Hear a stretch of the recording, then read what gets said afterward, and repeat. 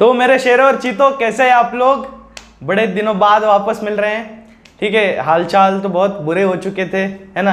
बड़े ही सख्त बेड से दोस्ती हो गई थी, काफ़ी खांसी बुखार ये सब, है ना। तो नॉर्मल वायरल फीवर था और तकलीफ बहुत ज़्यादा हुई, तो हमने कहा कि यार क्यों इस वायरल को वापस ऋषि जी तक पहुँचाए, क्योंकि इनके घर पे आता हूँ मैं रिकॉर्ड करने के लिए, आपके साथ जो जुड़ता हूँ मैं, तो ये इनका घर का जरिया है जो मैं माइक्रोफोन ये सब लेकर के आपके साथ जुड़ता हूँ। तो मैंने कहा यार इनकी फैमिली है, फिर से वहाँ पे अगर हम जाएंगे तो थोड़ा सा दिक्कत हो जाएगा। तो इतना दिन बड़ा लंबा सा ब्रेक हो गया था। तो गाइज आई होप आप ऑर्गेनिक केमिस्ट्री को, इनऑर्गेनिक को जितना हो सके उतना प्रैक्टिस कर रहे होगे, है ना। 10-11 दिन हो चुके हैं, न्यूमेरिकल आपकी प्रैक्टिस हो चुकी होगी। इनऑर्गेनिक की अगर आपने डिसाइड किया होगा तो बहुत अच्छी बात है। ऑर्गेनिक भी अगर आप प्रैक्टिस कर रहे हो सीरियसली, तो उसमें भी इतना टाइम लगेगा ही कि आप लोग मतलब 10 दिन सेल्फ स्टडी अगर किया होगा आपने तो बहुत अच्छी बात है। नहीं भी क्या होगा तो भी इस बार हम अब धीरे धीरे शुरू करेंगे फिर से। आप जैसे रिदम में आ चुके थे हम लोग, तो थोड़ा लय हमारी छूट गई है। तो ब्रेक के बाद जो भी लेक्चर में हम देखने वाले ऑर्गेनिक केमिस्ट्री में, ठीक है, अब तक कि हमने रिवीजन किया था, तो अगर आप भूल चुके होंगे या थोड़ा लिंक टूट गई होगी तो आप लेक्चर नंबर 58 57 को फिर एक बार देख लीजिएगा। आज है लेक्चर नंबर 58 से शुरू करेंगे, ठीक है। लिखाई बिखाई वगैरह भी छूट गई लग रहा है ना। तो लेक्चर नंबर 58 से अगर आज हम शुरू करेंगे। मेनली ऑर्गेनिक केमिस्ट्री में हमारा चल रहा था लेसन, जहां पे हम सीख रहे थे कीटोन, कार्बोक्सिलिक एसिड्स, है ना। और इनमें हमने देखा कि एस्टरिफिकेशन रिएक्शन हमारा अगला टॉपिक था, जो कि अगले 11 दिन तक जो हुआ नहीं, ठीक है। 12वें दिन पे यह है कि चलो हम कह देते हैं थोड़ा रिवीजन ले लेंगे सबसे पहले, तो कि थोड़ा सा रिवाइज कर लेंगे कि हमने सीखा क्या क्या है। उसके बाद आज के टॉपिक्स लेंगे, 20 या 25 मिनट का लेक्चर जाएगा कम से कम। तो अच्छे से बैठिए और अभी कंसिस्टेंटली हमारे लेक्चर जो है वो लाइवली, जैसे ऋषि सर ने कहा एक वीडियो में, लाइवली हमारे सारे लेक्चर आज से ऑफिशियली अपलोड होने वाले हैं। तो जितना लिंक है आपका जो बैठ चुका है उसको आप कंटिन्यू रखिएगा, पढ़ाई आप कंटिन्यू रखिएगा, जारी रखिएगा, ठीक है। तो हर रोज आप जुड़ेंगे जैसे कि पहले हुआ करते थे। लेक्चर नंबर 58 में सबसे पहले तो मैं बता दूं, सामने टेक्स्ट बुक है मेरी केमिस्ट्री की, आपकी 12th स्टैंडर्ड की, तो उसमें थोड़ा सा पीछे चले जाते हैं, थोड़ा सा पीछे इसलिए ताकि याद आ सके हमने क्या क्या सीखा है ना। सबसे पहले हमने लास्ट टॉपिक जो एंड किया था 3 लेक्चर पहले, प्रिपरेशन ऑफ फिनॉल, उसमें हमने 4 प्रोसेस देखे थे।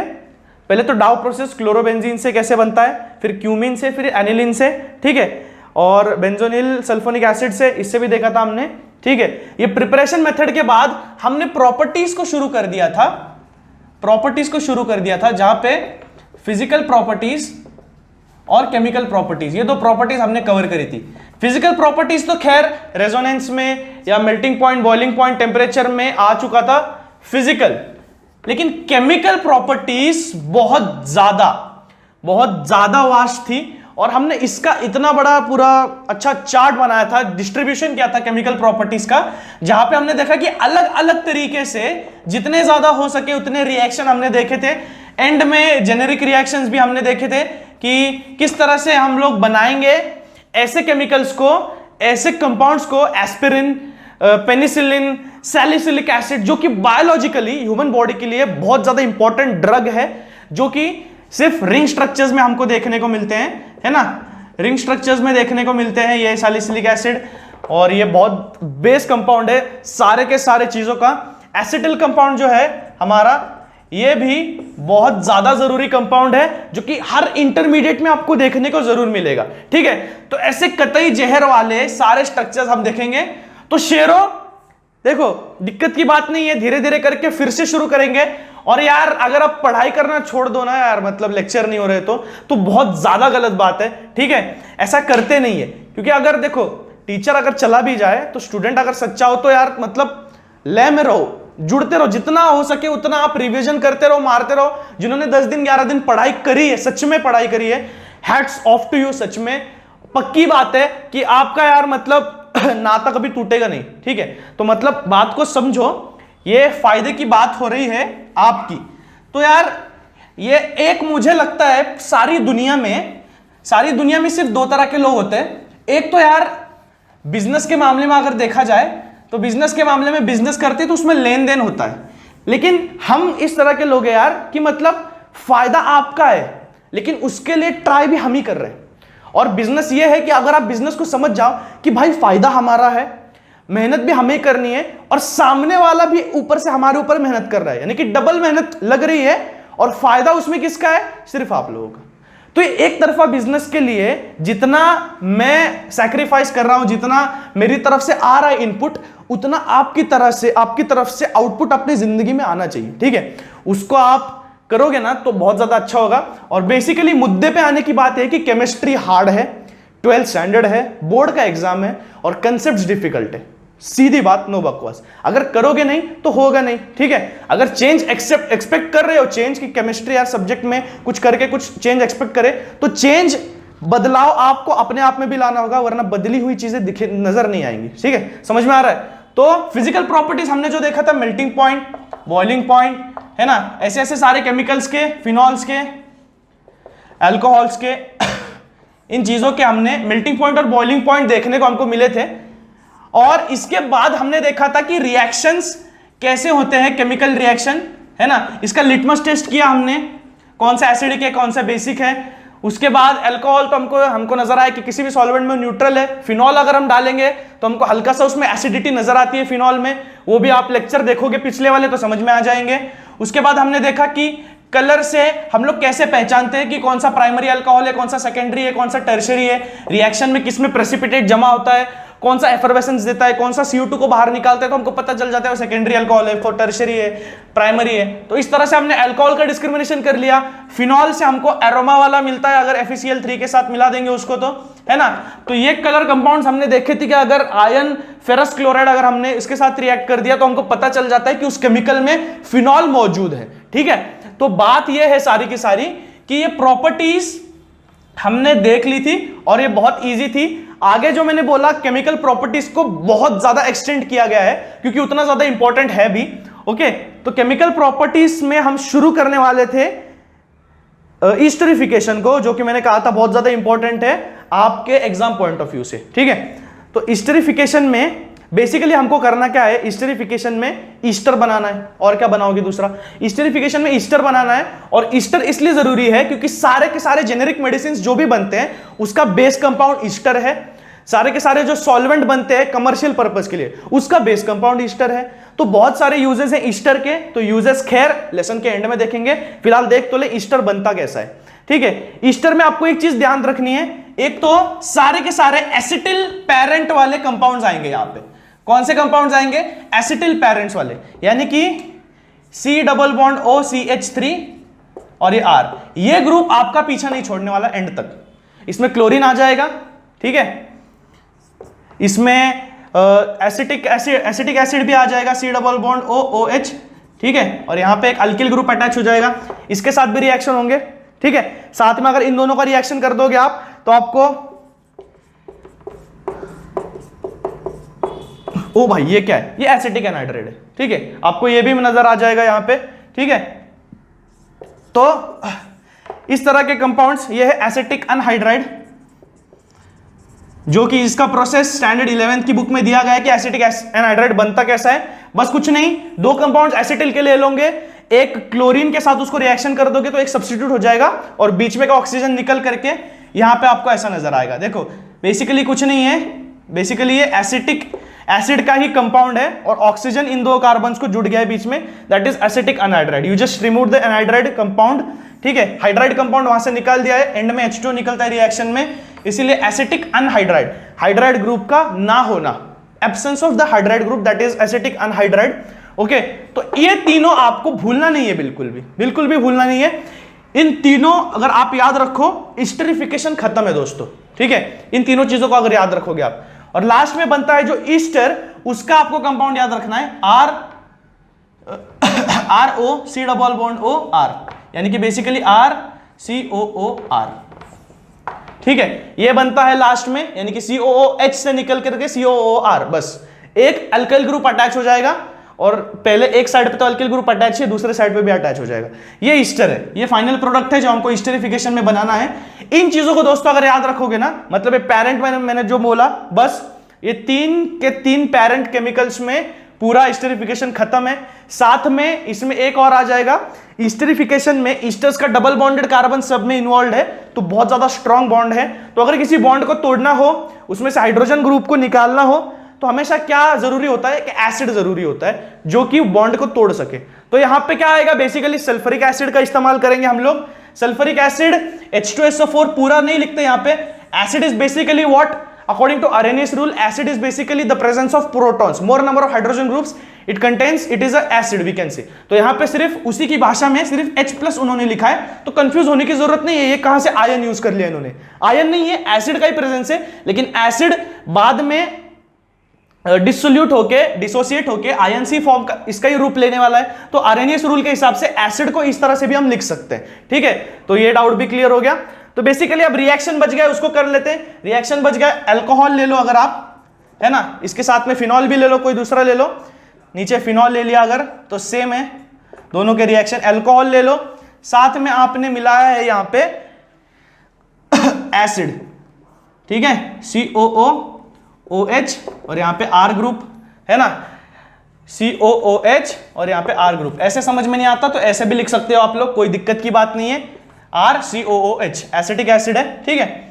इसके साथ हमने एक स्ट्रॉन्ग एसिड ले लिया, वो है H+ इसके प्रेजेंस में, और साथ में हमारा बनेगा एंड में R रिप्लेस होकर के RCOOR ईस्टर बनेगा हमारा साथ में, और एसिड की वजह से पानी निकल करके बाहर आ जाएगा, दैट इज H2O, ठीक है। खत्म है रिएक्शन। तो ये एसिड है, यहां पे हमने अल्कोहल यूज किया है, फिनॉल के साथ सेम रिएक्शन करेंगे, रिजल्ट सेम मिलेगा, ठीक है। बस अल्किल ग्रुप की जगह पे हमको AR ग्रुप मिलने वाला है, ठीक है, AR ग्रुप मिलेगा, COOR। आई होप आपको दिखाई दे रहा है ये, और नहीं दिखाई दे रहा है तो आप टेक्स्ट बुक में ध्यान से देख सकते हो, क्लियर टेक्स्ट बुक में भी लिखा है और सेम है, मैं कुछ दूसरा नहीं बता रहा हूं, ठीक है।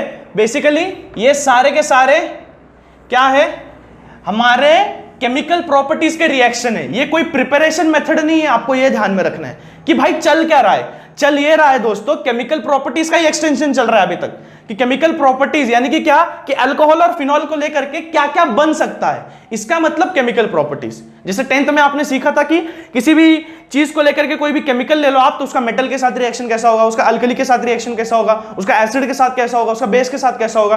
तो अलग अलग चीजों से आप रिएक्शन करना जब सीखते हो, so that is the chemical properties basically, ठीक है। तो ये हो गया हमारा केमिकल प्रॉपर्टीज के बारे में एस्टरिफिकेशन में, ठीक है। एस्टरिफिकेशन में इतना ही, आगे हम देखेंगे। हाँ, एक बच गया वापस, अगर वापस ईस्टर बनाना है तो एनहाइड्राइड को भी यूज करके आप ईस्टर बना सकते हो। और एनहाइड्राइड को यूज इसलिए करना है क्योंकि एंड में हमको वापस एक कार्बोक्सिलिक एसिड, हम क्या कह सकते हैं, एसिटिक एसिड हमको या कार्बोक्सिलिक एसिड मिलेगा एंड में, ठीक है। अगर मैंने अल्कोहल यूज कर लिया और जैसे कि मैंने रिएक्शन लिखा था एसिटिक अनहाइड्राइड का, ठीक है, R कंपाउंड है दोनों साइड, उसको ले लो R, C double bond O, ये आ गया O, बीच में एक ऑक्सीजन है, यहां पे फिर से एक कार्बन है, एसिटिल वाला स्ट्रक्चर है, यहां पे फिर से एक अल्किल ग्रुप आ गया R', ठीक है। तो यहां पे आप देख सकते हैं कि इसको मैंने वापस रिएक्शन करते समय इसमें भी हमको सल्फ्यूरिक एसिड का इस्तेमाल करना है, प्रयोग करना है, ठीक है। तो अगर यहां पे ईस्टर बन जाएगा RCOOR, तो एंड में एक बन जाएगा हमारा RCOOH भी, ठीक है। ये आ गए क्योंकि हमारे पास 3 अल्काइल कंपाउंड्स हैं, 2 यहां पे ईस्टर में आ जाएंगे C डबल बॉन्ड O के साथ, O के साथ जुड़ने के लिए, और यहां पे कार्बोक्सिलिक एसिड बन जाएगा हमारा उसके साथ में, ठीक है। तो ये हुआ अनहाइड्राइड के साथ रिएक्शन, जहां पे हम लोग एनहाइड्राइड इसलिए इस्तेमाल करते हैं क्योंकि हमारे पास जो प्रोडक्ट मिल रहा है दैट इज अ ईस्टर, और साथ में जो बाय प्रोडक्ट मिल रहा है that is also very very useful for further acetyl making reactions. इससे एसिटिक एसिड एसिटाइल कंपाउंड्स बहुत सारे बनाए जा सकते हैं, सो बाय प्रोडक्ट भी इंपॉर्टेंट है इसमें, इसलिए एनहाइड्राइड के साथ रिएक्शन यहां पे दिखाया गया है, ठीक है। तो एस्टरिफिकेशन बेसिकली 2 रिएक्शन से बनता है। सबसे पहले तो अल्कोहल फिनॉल, दोनों में से कोई भी ले लो। अल्कोहल आएगा तो उसमें अल्किल ग्रुप आएगा, फिनॉल आएगा तो उसमें एरोमेटिक ग्रुप आएगा जो AR से रिप्रेजेंट होता है।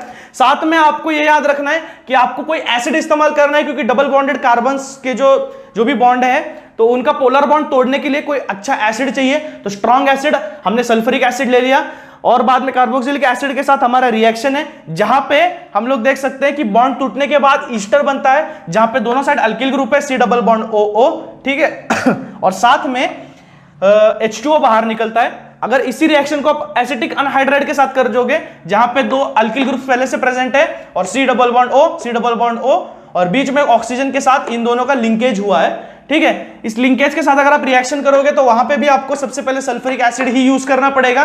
टेम्परेचर वेरिफिकेशन कोई नहीं है, क्योंकि सबसे पहले सल्फ्यूरिक एसिड यूज कर रहे हैं तो टेम्परेचर वैसे ही हाई है, तो ज्यादा टेम्परेचर देने की यूज नहीं है, डिकम्पोज हो जाएगा वो। तो टेम्परेचर पहले से हाई है, तो अल्कोहल के साथ एसिटिक अनहाइड्राइड को रिएक्ट करोगे तो सेम ईस्टर ही मिलेगा, और साथ में हमारा एक बाय प्रोडक्ट मिलेगा RCOH, जो कि एसिटिल और एसिटिल आगे वाले ग्रुप्स को बनाने के लिए बहुत ज्यादा जरूरी है।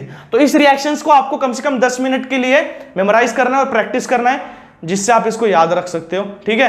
तो शेरो, ये हो गई बात ईस्टरिफिकेशन की। आगे देखेंगे हम, ओके, आगे देखेंगे पिरिडीन के साथ इन्होंने एसिड क्लोराइड बनाया, फिर से ईस्टर। एसिटिल डेरिवेटिव्स के साथ हम बढ़ते हैं आगे, जहां पे सबसे इंपॉर्टेंट कंपाउंड हमारा सैलिसिलिक एसिड, जिसपे रिपीटेडली 4 साल क्वेश्चंस रिपीट होते आए हैं सैलिसिलिक एसिड पे, उसको हम सबसे पहले देख लेंगे। आप टेक्स्ट बुक आपके सामने रखिए तो आप देख सकते हो, ठीक है, कि सैलिसिलिक एसिड सबसे पहले जो है एक बेंजीन रिंग है जिसपे कार्बोक्सिलिक ग्रुप अटैच है, और साथ में फिनोलिक ग्रुप वाला OH हाइड्रोक्सिल ग्रुप है वो भी अटैच है मेटा पोजीशन पे। यानी कि कुछ इस तरह से, जैसे मैंने शुरुआत में लेक्चर शुरू करने से पहले सैलिसिलिक एसिड बना दिया था, ये मेटा पोजीशन में हमारा OH ग्रुप अटैच है, और साथ में ये बल्कि वाला ग्रुप जो है ऊपर अटैच है ऑर्थो पोजीशन पे। तो C डबल बॉन्ड OH, ये OH साथ में, ये है salicylic acid, which is generally very important intermediate to make aspirin, to make penicillin, है ना, सारे के सारे कंपाउंड्स को बनाने के लिए सैलिसिलिक एसिड ये एक इंटरमीडिएट की तरह काम करता है। पैरासीटामोल भी बनाने के लिए इसका इस्तेमाल किया जाता है, जो कि आपको पता है कितना कॉमन मेडिसिन है पैरासीटामोल, ठीक है। तो salicylic acid is that important, इसीलिए हर दफा इसके ऊपर क्वेश्चंस पूछे जा सकते हैं। जिन बच्चों को फार्मा में जाना है, मेरे शेरों को, उनके लिए बता रहा हूं, जितना ज्यादा स्ट्रक्चर्स की प्रैक्टिस करोगे ना, उतना ज्यादा आपको फार्मास्यूटिकल्स में आपको इस्तेमाल, 3 साल आप जो करोगे, जितना ज्यादा स्ट्रक्चर्स पे काम करोगे, उतना ज्यादा आपका बेस स्ट्रांग होता जाएगा। क्योंकि फार्मा में यही है, अगर आप सीख रहे हो तो रिसर्च में जाना है या आपको काम करना है, पेयर ऑफ इलेक्ट्रॉन्स कहां से कहां जाते हैं, बॉन्डिंग कहां से कहां टूटता है, क्यों टूटता है, कौन सा बॉन्ड आसान है, वो वाला बॉन्ड टूटेगा, क्या बनेगा, ये क्यों नहीं बना, ऐसी सारी चीजें आती है। सो दैट्स व्हाई कि आपको यहाँ पे प्रिडिक्टर नहीं बनना है, आपको यहाँ पे दिमाग लगाना है, प्रिडिक्ट नहीं करना है सिर्फ कि अच्छा हाँ ये बन सकता है, ये हो सकता है। आपको दिमाग लगाना है और आपको पता होना चाहिए कि कौन सा बॉन्ड वीक है और कहां से टूटेगा और कहां से दूसरा न्यूक्लियोफाइल या इलेक्ट्रोफाइल आकर के अटैच होने वाला है, ठीक है। सो उसके लिए प्रैक्टिस ज्यादा जरूरी है। तो ध्यान देना है यहाँ पे एसिटाइल रिएक्शंस में बेसिकली क्या हो रहा है, सैलिसिलिक एसिड और वापस एसिटिक अनहाइड्राइड का इस्तेमाल हो रहा है। देखो जितना मैंने बोला, ये नीचे वाला पार्ट जो है ना, सारा का सारा एसिटिल पार्ट है। Acetic anhydride, carboxylic acid, acetyl chloride, जितने सब एसिटिल है, 3-4 आप याद रख लोगे ना तो ये रिएक्शंस फटाफट आ जाएंगे। पहले उसको प्रिपेयर कर लो, फिर यहाँ पे आ जाओ, है ना। ये सैलिसिलिक एसिड है, इसका रिएक्शन करना है एसिटिक अनहाइड्राइड के साथ, ये हो गया एसिटिक अनहाइड्राइड। साथ में फिर से इन्होंने सल्फ्यूरिक एसिड का इस्तेमाल किया है double bonded carbon, polar carbon की वजह से, और सीधा हमको मिल रहा है एस्पिरिन, है ना। एस्पिरिन मिल रहा है जो कि वाटर में बहुत ज्यादा सोल्यूबल है, उसको वाटर में डाल के पी लोगे तो सर दर्द वगैरह ये सप्रेस कर देता है, उसका अर्थ जो है वो बंद कर देता है, ठीक है। तो एस्पिरिन बनेगा कुछ इस तरह से, एसिटिल ग्रुप यहां पे आके अटैच हो जाएगा बस, और कुछ फर्क नहीं है। दूसरा COOH, ये कार्बोक्सिलिक एसिड का बल्कि ग्रुप यहीं पे है, O में H सब्स्टिट्यूट हो जाएगा सिर्फ, है ना। इस H को लेकर के जाएंगे बस, और बाकी जो है O, ठीक है। बाद में एक एसिटिल ग्रुप सिर्फ C double bond O CH3, O के पास H था, ये निकल करके सिर्फ ये एसिटिल ग्रुप यहां पे अटैच हो गया, so it has become aspirin.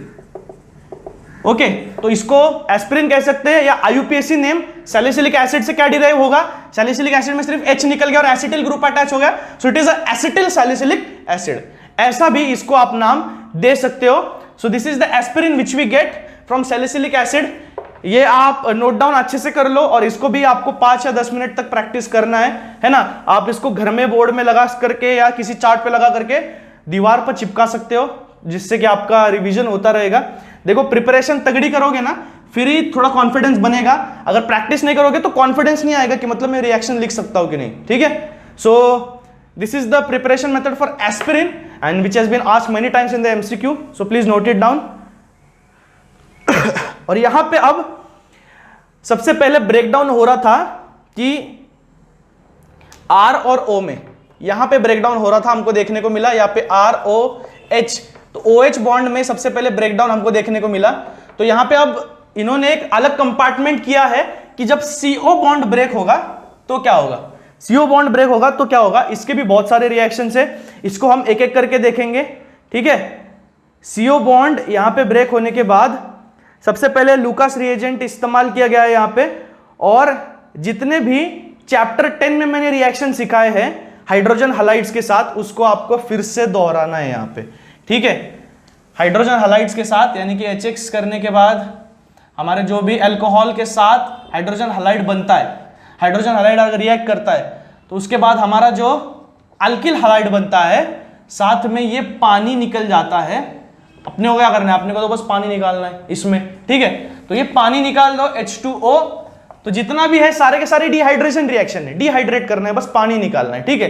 तो पानी निकाल लो यहां पे, और ROH अल्कोहल और ये हलाइड आप इस्तेमाल कर दो इसके साथ। ये सारे रिएक्शंस मैंने लिए यार, ये सब लिए, तो उसको देखो, मेरे को वापस करने को मत लगाओ तुम लोग यार, है ना। तो जितने पिछले लेक्चर है, कम से कम मैं कहता हूं, अब देखो इसके 10 लेक्चर होने आए, तो पिछले 10 लेक्चर यानी कि कम से कम 42 या 43वां लेक्चर आप देख लो, वहां पे आपको ये सारे रिएक्शंस डिटेल में मैंने समझाया है, सेडजेव्स रूल, मार्कोनिकॉफ्स रूल सब बताया, तो वहां पे आप देख लो। और फिर से नोट्स बनाने तो उसके फिर से नोट्स बना लो इस चैप्टर के लिए, क्योंकि नोट्स जब देखते हो, ठीक है, तो वहां पे अगर आप लिख दोगे रिफर चैप्टर 10, तो पीछे कहां जाओगे वापस, तो इसको आप बाद में वापस आप इसको लेक्चर देख करके लिख लो तो भी बहुत अच्छी बात है, ठीक है।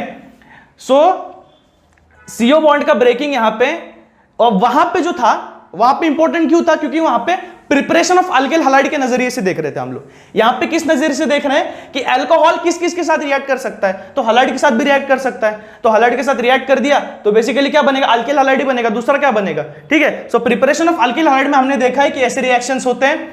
साथ में कौन सा हलाइड सबसे ज्यादा स्ट्रॉन्ग है, यहां पे वापस दिया इन्होंने HI सबसे ज्यादा रिएक्टिव, फिर HBr सबसे ज्यादा, फिर उसके बाद HCl लास्ट में आता है ना। तो ये भी हमने देखा था कि कितना ज्यादा इंपॉर्टेंट है, HI सबसे ज्यादा रिएक्टिव, फिर HBr, फिर HCl, है ना। ये रिएक्टिविटी भी हमने पढ़ी थी कि कौन से एसिड की सबसे ज्यादा रिएक्टिविटी ज्यादा है, उस पर डिपेंडेंटली हम लोग ऐसा कैटलिस्ट लगा रहे थे ताकि जो रिएक्शन को सप्रेस कर सके, है ना। तो आयोडाइड सबसे ज्यादा हमने इसके लिए कैटलिस्ट इस्तेमाल किए थे, अलग अलग तरह के रिएजेंट इस्तेमाल किए थे, उसको आप देख सकते हो वही उसी लेक्चर में वापस। सो इसकी रिवीजन करना बहुत जरूरी है, इसको स्किप मत करो, मैं बता रहा हूं सिखाया है तो इसका मतलब ये नहीं याद आएगा, आप इसको प्लीज देखो उस लेक्चर में जाकर के 42 या 43वां जो मैं बता रहा हूं, 42 या 43, ठीक है। तो हम लेते आगे का टॉपिक जो कि बहुत ज्यादा इंपॉर्टेंट है, वो है कि ऑक्सीडेशन ऑफ अल्कोहल। कई दफा इतनी बार पूछते ना यार कि मतलब बच्चा भी देखेगा ना क्वेश्चन पेपर 2-3 साल का तो प्रिपेयर करके जाएगा ही जाएगा, तो लाइटली मत लो। इसमें बेसिकली एक चीज बता रहा हूं आपको कि अगर आप सेकेंडरी अल्कोहल यूज करोगे तो कीटोन बनेगा, प्राइमरी यूज करोगे तो सिंगल चेन हमारा अल्डिहाइड बनेगा। अल्डिहाइड यानी कि क्या, याद दिला दूं, RCHO, कितना सीधा साधा सिंपल भोला सा कंपाउंड है। तो इसको टर्शरी सेकेंडरी टर्शरी क्यों देना है, इसको बेसिकली प्राइमरी अल्कोहल से भी इसको बनाया जा सकता है, ओके, प्राइमरी अल्कोहल से इसको बनाया जा सकता है। साथ में जो कीटोन है मेरा यानी कि RCR, और ये डबल बॉन्ड O नीचे।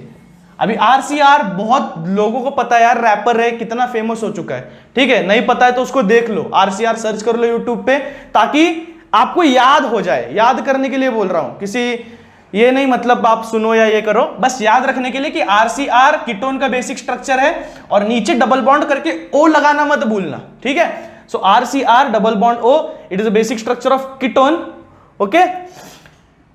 तो अगर इसको आपको बनाना है ना, तो आपको कितने अल्किल ग्रुप लगेंगे, 1 2 अल्किल ग्रुप लगेंगे, तो बेसिकली सेकेंडरी अल्कोहल लगेगा ना, क्योंकि टर्शरी यूज करो, प्राइमरी यूज करोगे सादा वाला ROH, काम बनेगा क्या, नहीं बनेगा। तो हमारा चाहिए ही चाहिए R OH, तो ऐसा चाहिए, तब जाके 2 R मिलेंगे, तब जाके कीटोन बनेगा ना भैया। तो अगर फिर से अगर आप टर्शरी ले रहे हो तो टर्शरी में भी अल्कीन बनता है जाकर के, डबल बॉन्डेड, ठीक है, उसको भी हम देखेंगे। सो ऑक्सीडेशन ऑफ अल्कोहल में बेसिकली अल्कोहल को ऑक्सीडाइज करना है और कुछ भी नहीं। तो पहला रिएक्शन आप देख सकते हो कि यहां पे क्रोमिक एनहाइड्राइड के साथ रिएक्शन है। क्रोमिक एनहाइड्राइड मतलब बेसिकली 3 ऑक्सीजन आएंगे उसमें, CrO3, ठीक है, और साथ में नेसेंट ऑक्सीजन का भी इस्तेमाल इन्होंने उपयोग किया है। इसको नहीं भी इस्तेमाल करेंगे ना तो चलेगा। ये क्यों इस्तेमाल करते हैं बेसिकली, क्योंकि कीटोन जो है ना वो हमको मिलता नहीं है, उसका हमको क्या मिलता है पता है क्या, उसको आइसोमर मिलता है हमको। तो जो कीटोन है ना उसका आइसोमर मिलता है, कंपाउंड वही होते हैं लेकिन प्रॉपर कीटोन जो है सेकेंडरी या टर्शियरी, जिसका स्ट्रक्चर अच्छा होना चाहिए, जिसका बॉन्डिंग 120 डिग्रीज पे जितना जैसा चाहिए, जितना हाइब्रिडाइजेशन चाहिए उतना आता नहीं है, इसीलिए नेसेंट ऑक्सीजन को इस्तेमाल करते हैं ताकि रिएक्शन आराम से हो सके और एफिशिएंटली हमको कीटोन मिल सके। तो अगर प्रॉपर कंडीशंस में आप सिर्फ CrO3 भी यूज करोगे ना तो भी चलेगा।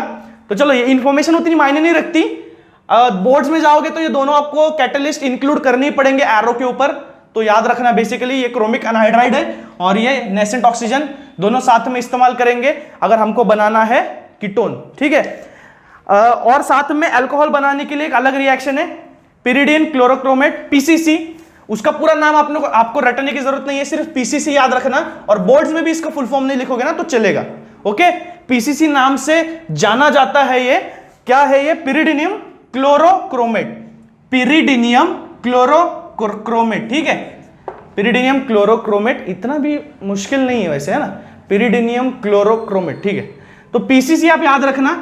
पिक्रिक एसिड भी कैसा बनता है ये भी मेरी रिएक्शन लास्ट में हमको टेक्स्ट बुक में दी गई है, उसको भी देखना है, ठीक है। तो PCC यूज कर लो अगर बनाना है आपको अल्डिहाइड CHO, और आप कीटोन के लिए यूज कर सकते हो, क्या बोला मैंने, क्रोमिक एनहाइड्राइड को। तो ये सारे कैटलिस्ट हैं, इनको याद इसलिए रखना है क्योंकि एग्जाम में यार अच्छे से ब्लैंक में आ जाता है कि इसमें कैटलिस्ट कौन सा दिया जाएगा। तो आप अगर प्रिपरेशन मेथड दिया है ऑक्सीडेशन ऑफ अल्कोहल का तो बेसिकली लिख सकते हो, लेकिन अगर आपको कैटलिस्ट पूछा गया है तो आपको लिखना ही पड़ेगा। MCQ में आ गया तो फिर तो गए मार्क्स, ठीक है, क्योंकि ऑप्शंस भी बच्चों वाले नहीं होंगे। चलो, तो यहां पे रिएक्शंस है, आप देख सकते हो बेसिकली ऑक्सीडेशन रिएक्शन है, सिर्फ एक O ऐड हो रहा है, और ऑक्सीडेशन रिएक्शन यानी कि बेसिकली हाइड्रोजन का जाना ऑक्सीजन का आना। बेसिकली अगर ऑक्सीडेशन रिएक्शन है तो 2 चीज होंगे, या तो ऑक्सीजन ऐड होगा, अगर ऑक्सीजन ऐड नहीं हो रहा है तो हाइड्रोजन चला जाएगा, ये तो होगा ही, ठीक है। तो इसको मैं दोहरा देता हूं एक दफा फिर एग्जाम्पल द्वारा। देखो बच्चों किस तरह से बात कर रहा हूं मैं शेरों, अगर हमारे पास कोई अल्कोहल है RCHROH, बन गया अल्कोहल, ये R और R' है, अच्छा कीटोन बनाना है हमको, तो हम बेसिकली इसमें ऐड करेंगे क्रोमिक अनहाइड्राइड, साथ में नेसेंट ऑक्सीजन। क्रोमिक अनहाइड्राइड की वजह से इसका डिहाइड्रेशन हो जाएगा, पानी निकाल लेगा ये, तो पानी नहीं निकालेगा, ऑक्सीडेशन होगा। ऑक्सीडेशन होगा यानी कि क्या होगा, मैंने क्या बताया अभी जस्ट बताया 5 सेकंड पहले कि हाइड्रोजन निकल जाएगा, हाइड्रोजन निकल जाएगा या तो ऑक्सीजन ऐड होगा। अब ऑक्सीजन ऐड होने वाला तो कुछ मुझे संकेत नजर नहीं आ रहा है क्योंकि कीटोन बनाना है और ऑक्सीजन पहले से, तो सिर्फ हाइड्रोजन निकालने का काम ये करेंगे। तो देखो यहां पे RCR डबल बॉन्ड O, बस कुछ भी नहीं किया, ये 2 H थे ये निकाल दिए, बस और कुछ भी नहीं। देखो हार्ड नहीं है, हर चीज में कुछ ना कुछ लॉजिक है ऑर्गेनिक में, लेकिन दिक्कत कब आती है पता है, जब सारे चीजें एक साथ आ जाती है। अरे ये तब सिखाया था तो तब समझ में आया था, अभी याद नहीं आ रहा, क्यों, क्योंकि सब छोटी हल्की चीजें ना एक साथ मिलकर के ज्यादा बर्डन हो जाता है। तो ऑक्सीडेशन ऑफ अल्कोहल को ज्यादा प्रैक्टिस कर लो आप, क्योंकि इसमें अलग अलग स्ट्रक्चर बनाने और कैटलिस्ट ज्यादा है, इसीलिए बोल रहा हूं। और करना तो कुछ भी नहीं है, बस कैटलिस्ट के नाम याद रखो, क्योंकि करना कुछ भी नहीं है। आपको लास्ट कंपाउंड याद है, आपको पहला वाला कंपाउंड पता है, आपको primary secondary tertiary alcohol phenol आपको लिखने आते हैं, तो दिक्कत की बात ही नहीं है। बस एल्डिहाइड कीटोन अगर बनाना है ऑक्सीडेशन यूज करके तो बस हाइड्रोजन को निकालना है, ऑक्सीडेशन यानी कि हाइड्रोजन और रिमूवल ऑफ हाइड्रोजन या एडिशन ऑफ हाइड्रोजन, एडिशन करना नहीं है, हाइड्रोजन निकालो, बस कैटलिस्ट को मेमोराइज करो, ये मेमोरी वाला थोड़ा सा पार्ट है। तो आप कैटलिस्ट को याद रखना, PCC है, यहाँ पे CrO3 है, कीटोन बनाते हो एल्डिहाइड बनाते हो PCC, ठीक है। तो ऑक्सीडेशन ऑफ अल्कोहल यहाँ पे होता है खत्म। उसके बाद हम 4 रिएक्शन देखेंगे, नाइट्रेशन, रिमर टिमैन, कोल्बे, और वो देखेंगे लेक्चर नंबर 59 में, ओके। तो कंसिस्टेंटली लेक्चर जारी हो चुके हैं, तबीयत की अब कोई दिक्कत नहीं है, होता रहता है। ओके, 10 दिन का बड़ा ब्रेक मिल गया, पढ़ाई की होगी नहीं की होगी, दिन गवाए होंगे, तो पढ़ाई शुरू कर दो, वापस आ चुका हूं। ठीक है, तो शेयर और लेक्चर नंबर 59 में मिलूंगा, तब तक लाइक, शेयर और सब्सक्राइब, ये 3 चीज करना बिल्कुल मत भूलना। जितना ज्यादा हो सके शेयर करो और जितना ज्यादा हो सके पढ़ाई करते रहो। तब तक मिलूंगा, तब तक के लिए गुड बाय।